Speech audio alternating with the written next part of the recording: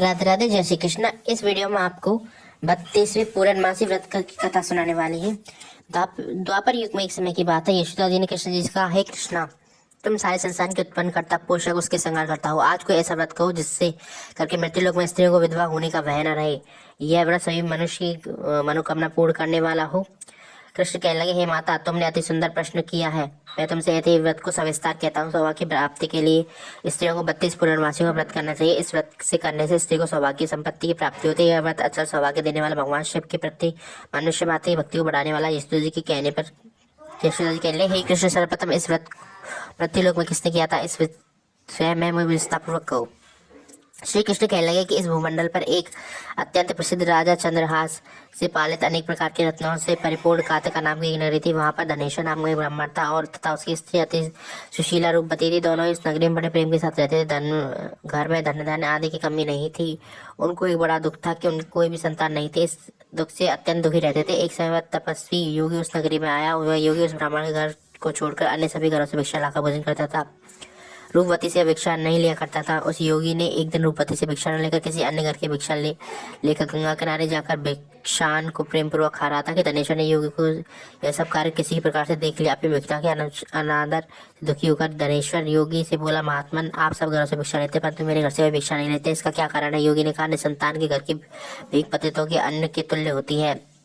अब जो पतितों का अन्न खाता है वही पतित हो जाता है। क्योंकि तुम निसंतान हो, अतः पतित को हो जाने से भय मैं तुम्हारे घर की भिक्षा नहीं लेता हूँ। धनेश्वर ने बात सुनकर अपने मन में दुखी हो गया। हाथ जोड़कर योगी के पैरों में गिर पड़ा तथा आतर भाव से कहने लगा, हे महाराज, यदि ऐसा है तो मुझे पुत्र प्राप्ति का उपाय बताइए। आप सर्वज्ञ हैं, मुझ पर आप अवश्य कृपा कीजिए। मेरे घर में कोई कमी नहीं, परंतु मैं पुत्र न होने का अत्यंत दुखी हूँ। आप इस दुख का हरण करें, आप सामर्थ्यवान है। सुनकर योगी कहने लगे, हे ब्राह्मण, तुम चंडी की आराधना करो। कराकर उसने अपनी स्त्री सब वृतांत कहा। स्वयं तप के निमित्त वन में चला गया। वन में जाकर उसने चंडी की उपासना की तथा उपवास किया। चंडी ने 16वें दिन उसको स्वप्न में दर्शन दिया। कहा, हे धनुष, चाहे तेरे पुत्र होगा परंतु वह 16 वर्ष की आयु में मृत्यु को प्राप्त हो जाएगा। यदि तुम दोनों स्त्री 32 पूर्णमासी का मृत्यु पूरा करोगे तो वह दीर्घ आयु होगा। जितने तुम्हारे सामर्थ्य हो आटे के दिए बनाकर शिव जी के पूजन करना, परंतु पूर्णमासी को 32 जो चाहिए। प्रातः काल होने पर इस स्थान पर समीप ही तुम्हें एक आम का वृक्ष दिखाई देगा। उस पर तुम चढ़कर एक फल तोड़कर शीघ्र अपने घर चले जाना। अपनी स्त्री से वृत्तांत कहना। ऋतु स्थान के पश्चात शख्सों का से शंकर का ध्यान करिए, उस फल को खा लेगी, तब शंकर भगवान की कृपा से उसको गर्भ हो जाएगा। जब यह ब्राह्मण प्रातःकाल उठा तो उसने उस स्थान पर पास ही आम का वृक्ष देखा जिस पर अत्यंत सुंदर आम लगा हुआ था। उस ब्राह्मण ने उस आम के वृक्ष पर चढ़कर उस फल को तोड़ने का प्रयत्न किया, परंतु वृक्ष पर कई बार प्रयत्न करने पर भी नहीं चढ़ पाया। तब उस ब्राह्मण को बहुत चिंता हुई। विघ्न श्री गणेश की वंदना करते कहने लगा, हे दयानिधि, अपने भक्तों के विघ्नों के विनाशक, उनके मंगल कार्य करने वाले, दुष्टों का नाश करने वाले, रिद्धि सिद्धि के देने वाले, आप मुझ पर कृपा करें। इतना बल दे कि मैं अनुरोध पूर्ण कर सकूं। इस प्रकार गणेश जी की प्रार्थना करने से उन्हें धनेश्वर पर्वत पर चढ़ गया। उसने अति सुंदर आम का फल देखा। उसने विचार किया कि जो वरदान से फल मिला था वह यह है और जो कोई फल नहीं दिखाई देता। उस धनेश्वर ब्राह्मण ने जल्दी उस फल को तोड़कर अपनी स्त्री को लाकर दिया। उसकी स्त्री ने अपने पति की कथानुसार फल को खा लिया और वह गर्भवती हो गई। देवी जी की ऐसी कृपा से एक अत्यंत पुत्र की पैदा हुआ जिसका नाम उन्होंने देवी दास रखा। माता पिता के हर्ष और शोक के कारण वह बालक शुक्ल पक्ष की चंद्रमा की बातें अपने पिता के घर में बढ़ने लगा। भवानी के पास वह बालक बहुत ही सुंदर सुशील विद्या पढ़ने में निपुण था। दुर्गा जी के आज्ञा अनुसार उसकी माता ने 32 पूर्णमासी का व्रत रखना प्रारंभ कर दिया, जिससे उसका पुत्र आयु वाला हो गया। 16वां वर्ष लगते ही देवीदास के माता पिता को बड़ी चिंता हो गई कि उनके पुत्र की मृत्यु न हो जाए। इसलिए उन्होंने अपने मन में विचार किया कि ये जो घटना उनके सामने होगी तो वे कैसे सहन करेंगे। उन्होंने देवीदास के मामा को बुलाया। कहा कि हमारी इच्छा है देवीदास 1 वर्ष तक काशी में जाकर विद्यादान करे, उसको अकेला भी नहीं छोड़ना है। इसके साथ ही तुम चले जाओ और 1 वर्ष पश्चात इसको वापस लौटा लाना। सब प्रबंध करके उसे माता पिता ने काशी के लिए देवदास के घोड़े पर बैठाकर उसके मामा के साथ कर दिया।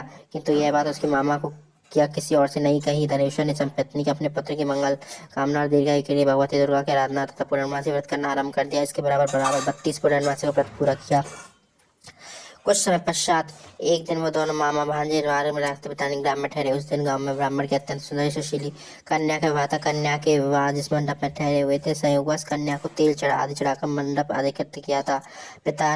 वर के पिता ने कुटुंबियों से परामर्श करके निश्चय लिया कि देवीदास मेरा पुत्र जैसा ही सुंदर है, मैं इसके साथ ही लग्न करा दूं। बाद में विवाह के अन्य काम में लड़की के साथ हो जाएंगे। ऐसा सोचकर देवीदास के मामा ने जाकर बोला कि तुम थोड़ी देर अपने भांजी को मैं दे दो, जिससे विवाह के लग्न का सब कार्य हो सके। लेकिन यह सारी बात विवाह के बाद उस लड़की ने वधु को बता दी। तब उसने बताया कि मैं मामा को बतला दी। तब कन्या कहने लगी, ये ब्रह्मा विवाह के विपरीत हुआ है। देव ब्राह्मण अग्नि, मैंने आपको सभी पति माना, इसलिए आप मेरे पति हैं, मैं आपके साथ ही रहूंगी और किसी के साथ कदापि नहीं। लेकिन वो नहीं माना तो राजा उसे अपनी पत्नी के साथ वर के साथ नहीं और वो लड़का देवीदास आगे पढ़ना चला गया। आगे पढ़ते पढ़ते वो पहुंचा वहाँ पे, उन्होंने यज्ञ वगैरह किया। अगले दिन उसने देखा कि वो मृत्यु ऊपर वो रोने लगी। वहां से माता पार्वती और शिव जी निकल रहे थे, तो उन्होंने उसको क्या नाम है वरदान दे दिया कि उसकी आयु की वृद्धि हो जाए। जब वो वापस लौटे पड़ गई तो उन्होंने उस कन्या को अपने साथ ले लिया। और दोनों ब्राह्मण ब्राह्मणी उसका मार्ग देख रहे थे अपने बेटे का कि अगर उसे मुँह मरा पाएंगे तो हम भी जान दे देंगे, लेकिन उसे सुखी पाकर और साथ में मधु पाकर बहुत खुश हुए। और इस प्रकार माता भगवती और भगवान शिव कृष्णा जी की सबकी पूजा करते हुए, उनका धन्यवाद करते हुए अपना कार्य करने लगे एवं अच्छी जिंदगी व्यतीत करने लगे। अगर आपको हमारे 32 पूर्णमासी की कथा पसंद आई हो तो वीडियो को लाइक कर दें। अगर आप हमारे चैनल पर नए हो तो चैनल को सब्सक्राइब कर लें, और इसी प्रकार के ढेर सारे वीडियो से जुड़े रहने के लिए आज ही बेल आइकन को भी प्रेस कर लें। मिलते हैं आपसे ऐसे ही नेक्स्ट वीडियो में। जब तक देखते रहिए एक के बाद एक अच्छी कहानी, एक अच्छी कथा। धन्यवाद। राधे राधे। जय श्री कृष्ण।